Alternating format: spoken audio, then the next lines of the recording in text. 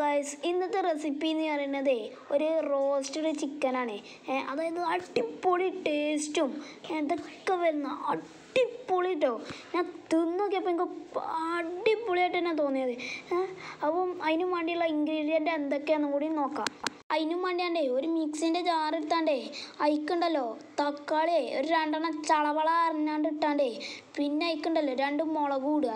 പിന്നെ അയക്കേ നാരങ്ങ നീര് അത് കഴിഞ്ഞാൽ പിന്നെ നമുക്ക് നമ്മുടെ ഫ്ലേവർ കുരുമുളക് പൊടി ഇടുക.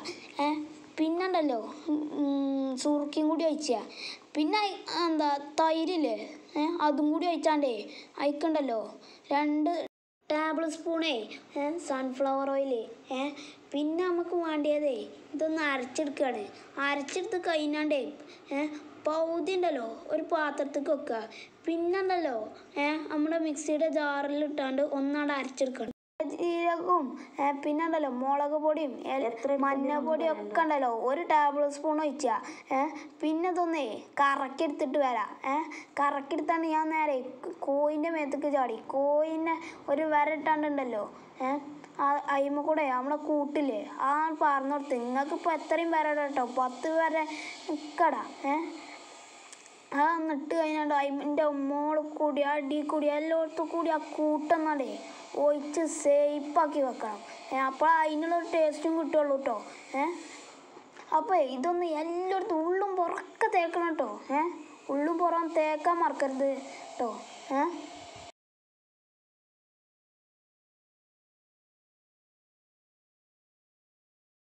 അപ്പോൾ ഇതൊന്ന് ഒരു മണിക്കൂർ റെസ്റ്റ് ചെയ്യാൻ വെക്കുക. അപ്പോൾ ഇത് അടച്ചാട്ടോ ഞാൻ വെക്കണത്.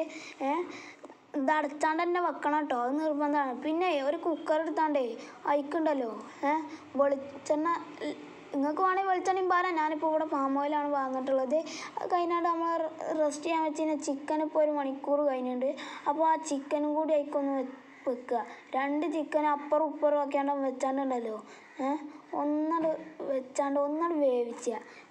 അതിൻ്റെ മോൾക്ക് ഇനിയിപ്പോൾ എന്തും വേണ്ട കേട്ടോ, നേരെ അടച്ച് വെച്ചാണ്ട് വേവിക്കുക. വേവിച്ച് കഴിഞ്ഞാൽ ഇപ്പോൾ ഇതാ ഒരു വിസിലൊക്കെ അടിച്ചിട്ടുണ്ട്. ഒരു വിസിലടിച്ച് കഴിഞ്ഞാൽ പിന്നെ തുറക്കുകയാണ് പണി. തുറന്നു കഴിഞ്ഞാണ്ടേ ഒന്നാട് അപ്പുറം മറിച്ചിടുക.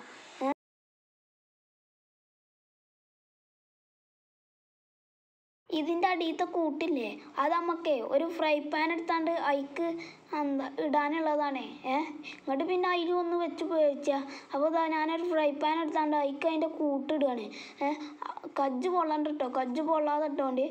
പിന്നെ അതിക്ക് ഒരു ചിക്കനെ വെച്ചാണ്ട് അതിൻ്റെ മുകൾക്കുണ്ടല്ലോ ആ അടിയിലുള്ള ആ എണ്ണ ഉണ്ടല്ലോ എടുത്താണ്ട് പോരുക. അപ്പോൾ അതിനുള്ളൊരു ഫ്ലേവർ വീണ്ടും വരും. അപ്പം ഫ്ലേവർ ഇങ്ങനെ ഒന്ന് മാറി വരും. അപ്പം അതിനും പിന്നെ നമുക്ക് ഒരു പത്തിരി ഉണ്ടാക്കണം.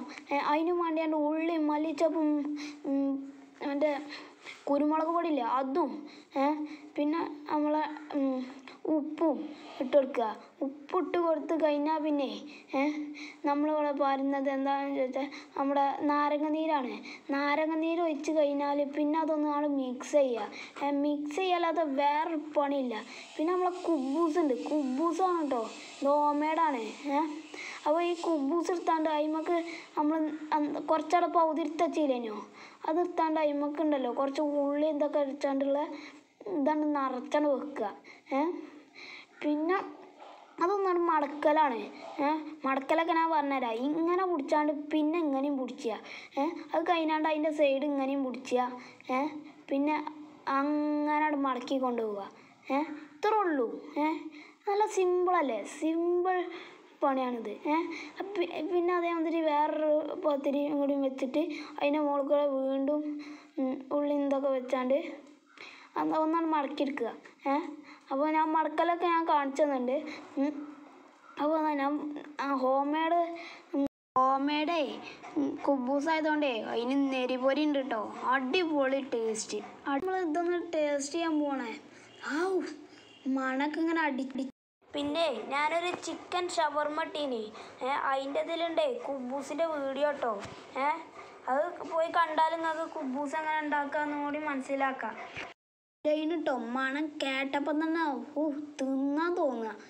പിന്നെ വീഡിയോ ഇട്ട് പായാൻ പറ്റൂലല്ലോ. അതുകൊണ്ട് തന്നെ ഞാൻ വീഡിയോ ഒക്കെ ഒന്ന് സാവധാനം നിർത്തിയാണ്ടേ മെല്ലെ ഒന്ന് തിന്നാൻ തുടങ്ങി.